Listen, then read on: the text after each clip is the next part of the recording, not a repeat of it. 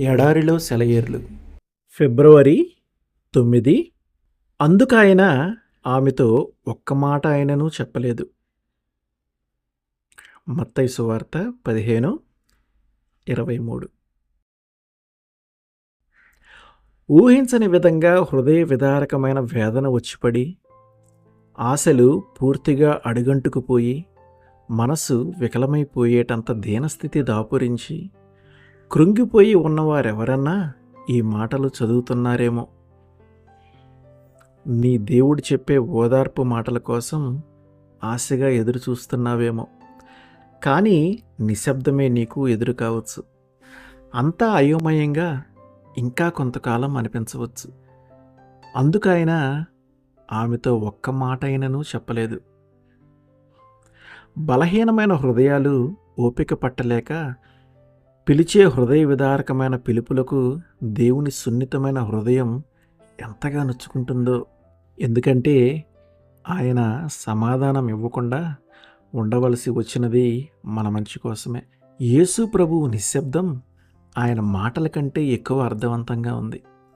ఇది ఒక సూచన కావచ్చు, తిరస్కారానికి కాదు కానీ సమ్మతికే. నిన్ను మరింతగా ఆశీర్వదించటం కోసమే. నా ప్రాణమా, నీవేళ కృంగి ఉన్నావు? ఇంకనూ నేను ఆయన్ని స్తుతిస్తాను. ఆయన మౌనం కోసం. ఒక పాతకాలపు కథ ఉంది. ఒక ఆవిడకి కల వచ్చిందట. ఆ కలలో ముగ్గురు ప్రార్థన చేస్తున్నారు.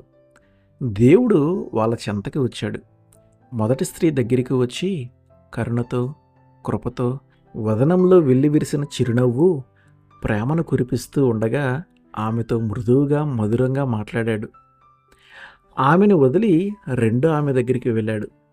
ఆమె నుదుటి మీద ఒక్క క్షణం చెయ్యి వేసి ఒక్కసారి ప్రశంసాపూర్వకమైన ప్రేమ దృక్కులతో ఆమెను చూశాడు. మూడో ఆమె వైపు చూడనైనా చూడకుండా ఆగకుండా దాటి వెళ్ళిపోయాడు.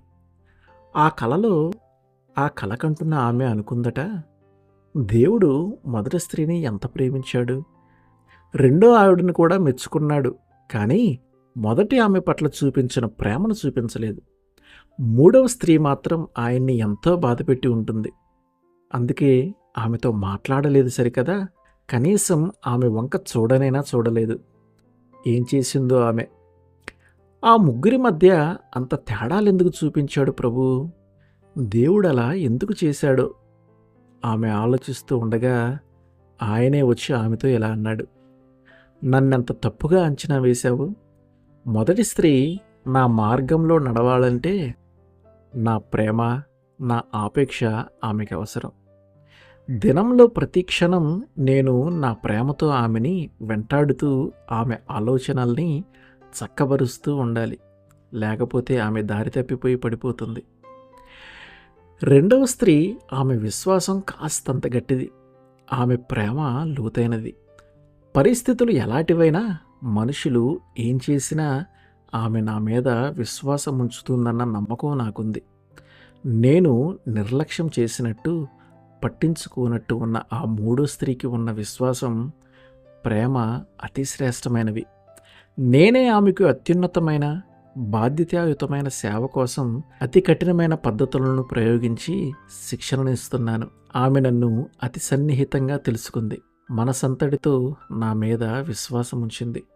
చూపుల్లో కానీ, మాటల్లో కానీ, చేష్టల్లో కానీ నా మెప్పుదల కనిపించకపోయినా ఆమె విశ్వాసం చెక్కు చెదరలేదు. నేను ఎలాంటి పరిస్థితులు కల్పించినా ఆమె నిబ్బరంగా, నిస్సందేహంగా దాటిపోతుంది. స్వభావ సిద్ధంగా ఆమెలోని మనువనువు, ఆమె మనస్సు, జ్ఞానము వ్యతిరేకించినా నా మీద నిరీక్షణను మాత్రం వదులుకోదు. ఎందుకంటే నేను ఆమెను నిత్యత్వం కొరకు సిద్ధపరుస్తున్నానని, నేను చేస్తున్నది ఇప్పుడు ఆమెకి అర్థం కాకపోయినా ఇక ముందు అర్థమవుతుందని ఆమెకి తెలుసు. నా ప్రేమలో నేను మౌనంగా ఉంటానెందుకంటే నా ప్రేమ మాటల్లో చెప్పలేనిది, మానవ హృదయం అర్థం చేసుకోలేనిది.